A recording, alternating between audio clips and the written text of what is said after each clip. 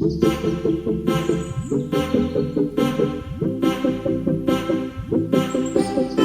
दोस्तों, मैं अमरदीप कादियान। नमस्ते, प्रणाम, सलाम वालेकुम, सत श्री अकाल, जय मसीह की, राम राम जी, जय माता की। दोस्तों, आपका स्वागत है मेरे यूट्यूब चैनल डिसेंट एडवाइस में। दोस्तों, आज हम बात करेंगे कर्ज मुक्त जीवन के बारे में। अगर हमने कोई लोन ले रखा है, स्कूटर का, मोटरसाइकिल का, कार का, जीप का, मकान का, दुकान का, फ्रिज का, एसी का या किसी भी चीज़ का एक लोन ले रखा है या एक से ज़्यादा लोन ले रखा है, तो हम उसी इनकम में, जितनी इनकम आज हमारी है, अगर हमारे पास ऊपर 4 या 5 लोन है, उनसे हम निकल कैसे सकते हैं, आज इस बारे में विस्तार से चर्चा करेंगे। सबसे पहली बात तो लोन लेना कोई बुरी बात नहीं है, क्योंकि जितने भी दुनिया में, हमारे देश में या दुनिया के किसी कोने में या सारी दुनिया के सबसे अमीर जो आदमी है, वो सभी लोन लेके ही बैंक से अमीर बने हैं। सबसे पहली बात तो है। लेकिन लोन लेना कब गलत है, कब हम कर्जे में फंस जाते हैं? जब हम लग्जरी के लिए लोन लेते हैं। लग्जरी के लिए, मान लो हमने एक लग्जरी के लिए लोन ले लिया, एक कार ले ली सपोज, उसके लिए हमने लोन ले लिया, फिर भी बचाव रहेगा। अब हम करते क्या है, लग्जरी के लिए 8 से 10 लोन ले लेते हैं। उसकी वजह से हमारा जो बजट है वो खराब हो जाता है और उससे ज़्यादा खराब होता चला जाता है और हमारी फाइनेंशियल स्थिति डावाडोल होती चली जाती है। हमारे देश में लगभग 60% आदमियों ने लोन लिया हुआ है किसी ना किसी बैंक पे, किसी ना किसी चीज का। तो उनमें से जो 30% आदमी, जो टोटल 40% बच गए, 30% तो ऐसे हैं जिनको बैंक लोन ही नहीं देता, जो कि या तो रेडी पटरी का काम करते हैं या और कोई छोटा काम करते हैं, जिसको बैंक लीगल नहीं समझता उसको बैंक लोन देता ही नहीं, नहीं तो वो भी ले लें। आजकल उनमें से भी छोटी कंपनियां आ गई हैं, फाइनेंस कंपनियां, उन्होंने भी छोटा मोटा कोई ना कोई मोबाइल वगैरह का लोन लिया हुआ है। बाकी सिर्फ 10% ऐसे आदमी हैं सारे देश के अंदर जो कि लोन नहीं लेते, ना ही लेना चाहते। उनको मिल भी जाओ लेकिन वो लेना नहीं चाहते। अब आ गई, अगर मेरे ऊपर लोन है, आज मैंने बहुत से आदमी ऐसे देखे हैं 5-5, 7-7, इवन 10-10 लोन तक लगे हुए हैं लोगों के ऊपर, और वो भी किस लिए? सिर्फ और सिर्फ लग्जरी के लिए। 5-4 तो लग्जरी के लिए और 5-4 उनको उतारने के लिए और चढ़ गया, क्योंकि वो दिए नहीं जा रहे। अब सपोज मेरी 50,000 रुपये इनकम है आज की डेट में, किसी बिजनेस से या कोई मैं जॉब करता हूँ, मुझे 50,000 रुपये मिलते हैं। अब मैंने लोन ले रखे हैं 5। एक मैंने मकान के ऊपर ले लिया 10,000, 15,000 रुपये मेरी वहाँ किस्त जा रही है। फिर मैंने क्या किया, एक गाड़ी ले ली, एक गाड़ी के ऊपर लोन ले लिया, 7-8 हज़ार रुपये मेरी वहाँ किस्त जा रही है। फिर क्या किया, एक मोबाइल ले लिया, आईफोन ले लिया, 5-4 हज़ार रुपये उसकी किस्त होगी। फिर एक लैपटॉप ले लिया, अच्छा, उसकी किस्त होगी। एक कोई बढ़िया बाइक बुलेट ले ली, उसकी किस्त होगी। अब क्या हुआ, 5-6 किस्तें मेरे ऊपर हुई हैं। अब थंब रूल एक ये है कि कोई भी आदमी जितनी उसकी इनकम है उसका वो सिर्फ और सिर्फ 40% किस्त के रूप में अदा कर सकता है इजिली। अगर वो 40% से ज़्यादा की किस्त करेगा अपनी इनकम से, 40, उसका जो 40% हिस्सा है उससे ज़्यादा की वो अपनी किस्त बांधेगा, ईएमआई करेगा, तो वो उसको पे नहीं कर पाएगा, वो टूटेगी। अभी दिक्कत कहाँ पड़ती है, सबसे बड़ी परेशानी कहाँ आती है? अब मैंने 50,000 रुपये की मेरी अर्निंग है पर मंथ की, और मेरी किस्त है 35,000 रुपये की, क्योंकि मैंने 5 लोन ले रखे हैं, पर्सनल लोन भी ले रखा, क्रेडिट कार्ड भी यूज कर रखा, गाड़ी भी लोन पे है, मकान भी लोन पे है। अब दिक्कत कहाँ है, मैं पे कितने कर सकता था इजिली? 50,000 का 40% 20,000 रुपये। मैंने क्या किया, मैंने किस्त बांध ली 35,000 रुपये। ऐसे ही अगर आपकी 25,000 रुपये सैलरी है तो आप उसका 20% ही, 40% ही आप उसका दे सकते थे। अब आपने किस्त कर ली 17,000 रुपये, मैंने किस्त कर ली अपनी 35,000 रुपये। अब जैसे जैसे हमारी इनकम बढ़ती है, अगर मैं 50,000 रुपये आज कमा रहा हूँ तो मेरा स्टेटस भी उसी हिसाब से मेंटेन हो जाता है, तो वो मुझे 15,000 रुपये में वो नहीं काम चलेगा। अब किस्त रुकने की जब सिचुएशन आएगी तो मैं हाथ पैर मारूंगा, मैं क्या करूंगा, किसी से एक लोन और लूंगा। अब मेरे ऊपर क्योंकि 5 लोन तो ऑलरेडी चले हुए हैं, मुझे कोई लोन देगा नहीं, मुझे NBFC, non banking finance company, ये लोन दे देंगे। एक मेरा पर्सनल लोन चलो, ये एक और दे देंगे। वो दूसरा एक और लोन लेने के बाद फिर मैं क्या करूँगा, उनकी किस्तें दे दूंगा, 2-4 महीने मेरा काम चल जाएगा, फिर फाइनेंशियल डाउन हुआ, क्योंकि मैं 50,000 रुपये कमा रहा हूँ, मेरी जो स्टेटस है वो 50,000 रुपये के हिसाब से ही मेंटेन है। मैं उस 15,000 रुपये में अपना खर्चा नहीं चला पा रहा। ऐसे करके मैं 2-3 और लोन लूंगा। उसके बाद क्या होगा, ना कोई एनबीएफसी कंपनी देगी, ना कोई बैंक देगा, कोई भी मुझे लोन नहीं देगा और मैं उसमें बुरी तरह फंस जाऊंगा।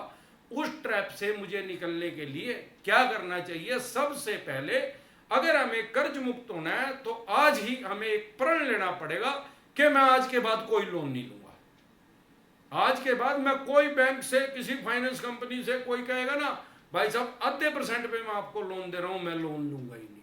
बस सबसे पहले तो ये कर्ज मुक्त होने का सबसे बड़ा। दूसरा, मेरे पास 50,000 रुपये आ रहे हैं। अब मुझे दिख रहा है कि मेरी 35,000 रुपये तो किस्त मैंने बांधी रखी है, वो तो मुझे देनी ही देनी पड़ेगी। अब मुझे उससे बचने का तरीका क्या है? देखो, जो मेरी बेसिक जरूरत है उसको तो मैं, कोई भी आदमी उसको कम नहीं कर सकता। अब जितना ग्रोसरी का सामान आ रहा है, किराने का सामान, तो लेना ही पड़ेगा।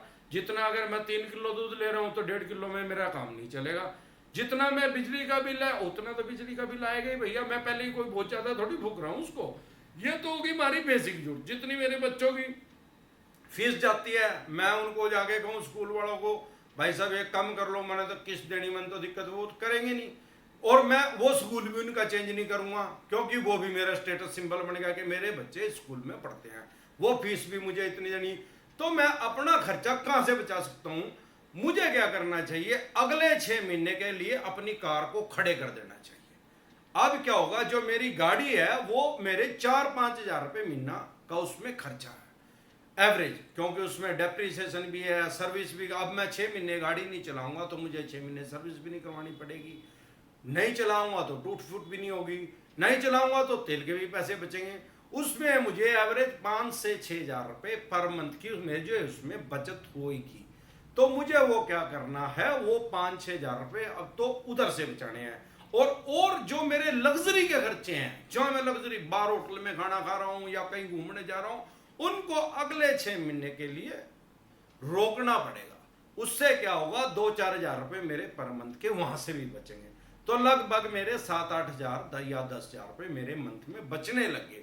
अब मुझे लोन सारा क्लियर करने के लिए सबसे पहले क्या करना है, सबसे मुझे छोटा लोन देखना है।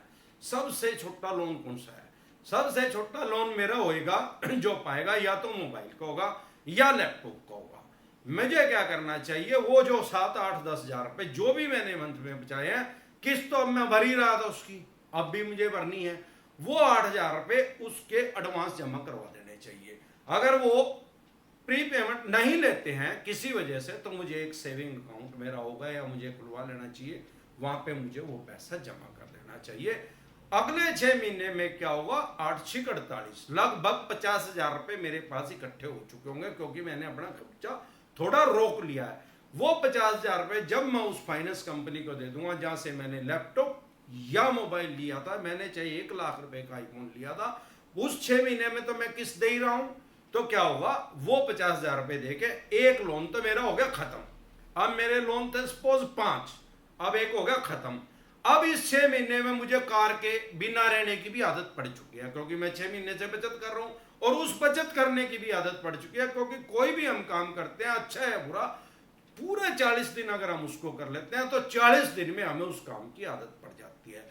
अब अगर मैं कोशिश करूं अब भी मैं कार ना चलाऊं, तो मुझे 10 हजार रुपये तो वो बच रहे हैं, जो कि मैंने अपने खर्चे में बचाने शुरू करे थे। अब मेरी मोबाइल की या लैपटॉप की किस्त खत्म होगी, जो कि मैं लगभग 5-6 हजार रुपये थी। अब क्या हुआ, अब पर मंथ के मुझे 15 हजार रुपये बचने लगे।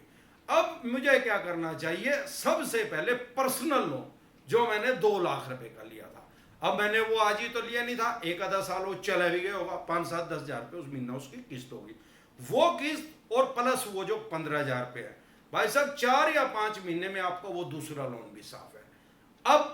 अब क्या हुआ, 5 हजार रुपये मोबाइल वाले बचे थे, 10 हजार रुपये मैं अपने खर्चे में से बचा रहा था, 15 हजार रुपये, और क्योंकि मैं पर्सनल लोन की भी किस्त भर रहा था, वो पर्सनल लोन की भी किस्त बच गई, 7-8 हजार रुपये मेरे वो बचने शुरू हो गए। अब मेरी जेब में बचने शुरू हो गया लगभग 20 हजार रुपये। अब वो जो 20 हजार रुपये हैं वो क्रेडिट कार्ड के भरने शुरू कर दीजिए। वो अगले 6 महीने में वो क्रेडिट कार्ड भी, वो 50 लाख रुपए का तो मेरे को क्रेडिट कार्ड मैंने यूज नहीं कर रखा, क्योंकि मेरी इनकम ही 50 हजार रुपये है, तो कोई मुझे इतना बड़ा, कोई भी बैंक या फाइनेंस कंपनी इतना बड़ा क्रेडिट कार्ड मुझे देगी नहीं। हो सकता है मैंने लाख 1.5 लाख रुपए वो यूज कर रखे हो, मैं नहीं भर पा रहा हूँ, उसका ब्याज होता है 50 से 60%, जो कि वो मिनिमम अमाउंट बोलते हैं वो भर दो, तो मुझे वो पैसा उधर भरना शुरू है, अगले 5-6 महीने में वो भी खत्म हो जाएगा। अब क्या रहेगा, गाड़ी की किस्त रहेगी, वो 2-4-5 लाख रुपए की, उसमें से भी 2-3 लाख रुपए मैं भर चुका हूँ। अब वो जो क्रेडिट कार्ड के मैं मिनिमम अमाउंट 5-7-10 हजार रुपए हर महीने भर रहा था, वो भी मेरे पास बचने शुरू हो गए। अब मेरे पास लगभग 25 से 30 हजार रुपए पर मंथ बच रहे हैं। अब उसको गाड़ी पे वार करो, अगले 6 महीने साल में वो भी उतर जाएगी। अब सिर्फ और सिर्फ एक लोन रह गया मेरे पास, वो रह गया मेरे मकान का। अब वो मकान की किस्त मान लो मेरी 10 या 12 हजार रुपए है, लेकिन अब वो 20-25 हजार रुपए मेरे बचने शुरू हो गए। अब क्या है, इनकम तो मेरी 50 है, या तो मैं इनकम बढ़ा लूं, इनकम तो एकदम से नहीं बढ़ेगी, तो मैंने दूसरी टेक्निक यूज की। अगले 2 साल के अंदर अंदर मैं लगभग कर्ज मुक्त हो गया, क्योंकि अब कितना मैं पे कर सकता था, इजिली 40% अपनी सैलरी का या इनकम का, जिस भी तरीके से मैं इनकम कर रहा हूं। अब क्या हुआ, मेरी किस्ती 12 हजार रुपए रहेगी, 50 हजार रुपए मैं कमा रहा हूं, अब 38 हजार रुपए मेरी जेब में हर महीने डल रहे हैं। अब हमारी लाइफ बिल्कुल और बिल्कुल ईजी हो जाएगी। हमने सारा बीमारी अपने आप पाल रखी है लग्जरी के चक्कर में, लोगों को दिखाने के चक्कर में। अरे भैया, वो लोगों को दिखाने के चक्कर में हम अपना नाश कर रहे हैं, वो हमें बचाने थोड़ी आएंगे।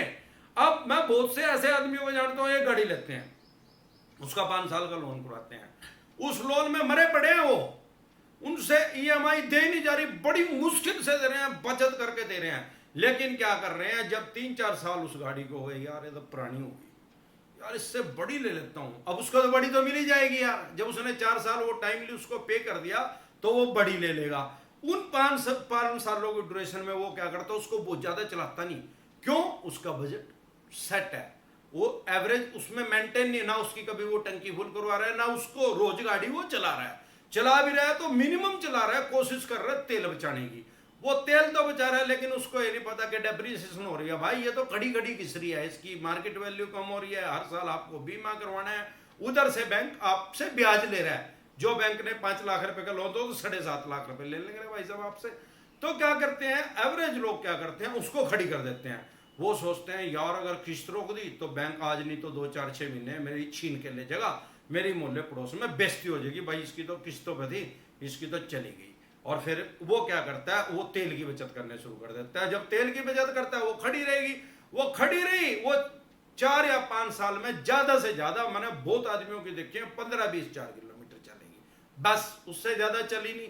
अरे कोई भी गाड़ी अगर अच्छे तरीके से हम मेंटेन करके चलाएं, 3.5-4 लाख उसका इंजन चल जाता है। हमने चलाई वो 20 हजार है, अब हम उसको मार्केट में लेके गए, ले थी हमने वो 5 लाख रुपए की, 2.5 लाख रुपए हमने ब्याज भरा, 7.5 लाख रुपए की, वो बिकेगी हमारी 2 लाख रुपए की। और वो भी हम क्या करते हैं, वो 2 लाख रुपए भी अगली ईएमआई भर के एक गाड़ी और बड़ी ले आते हैं। अब बड़ी गाड़ी ले आए, फिर हम उस जाल में और भी ज्यादा फंस गए, क्यों, अब किस्त बड़ी है, बड़ी महंगी आई होगी तो उसकी किस्त ज्यादा हो जाएगी, उसका तेल ज्यादा फूकेगा, सर्विस का ज्यादा खर्च होगा, हर चीज का खर्चा बढ़ता चला जाएगा। तो जो हम गलती एक बार कर चुके हैं, मान लो हम गाड़ी ले चुके हैं लग्जरी में और हम उसको चला भी नहीं पा रहे हैं, तो हमें कोशिश ये करनी चाहिए इस तरीके से उस जाल से निकल के। अब हम गाड़ी के भी पैसे भर चुके हैं, जैसे मैंने आपको बताया, अब उस गाड़ी को बेचो ना भैया, उसका बिगड़ा नहीं है, वो पेट्रोल की गाड़ी 15 साल चलने के लिए बनी है, अगले 10 साल उसको आराम से चलाओ। आप फिर वही काम करेंगे तो फिर उसमें ट्रैप में उसमें फंसते चले जाएंगे। आप इस तरीके से अपने पैसे को यूज करेंगे और इस टेक्निक से यूज करेंगे, तो आप अगले 2 या 2.5 साल में भाई साहब इस जाल से निकल जाओगे, आपको कोई भी मानसिक परेशानी नहीं रहेगी। अगर आप इसी तरीके से लगे रहो तो भाई साहब अगले 5 साल भी इसमें ही फंसे रहोगे। उसमें दिक्कत क्या है, 50 हजार रुपए मैं कमा रहा हूं, 35 हजार रुपए मेरी किस्त है, उस 35 में से भाई साहब 20 हजार रुपए उतर रहे हैं, 15 हजार रुपए तो वो अलग अलग कंपनियां अलग अलग बैंक ब्याज ले रहे हैं, मैं तो ब्याज में ही मेरी जिंदगी चलती जा रही है। तो इस तरीके से मैं अपना बचाव कर सकता हूं और अपने फैमिली को भी सिक्योर कर सकता हूं। वो जो पैसा बचेगा मैं किसी चीज में लगा सकता हूं, उसकी एफडी करवा सकता हूं, आरडी करवा सकता हूं बैंक में, उसको जोड़ सकता हूं ताकि मेरे या मेरे बच्चों के फ्यूचर में काम आए। तो आज के लिए इतना ही। अगर आपको मेरी वीडियो अच्छी लगी हो तो अपना प्यार व आशीर्वाद बनाए रखें और मेरी वीडियो को लाइक करें, शेयर करें, सब्सक्राइब करें व बेल आइकन का बटन दबाना ना भूलें। नमस्कार।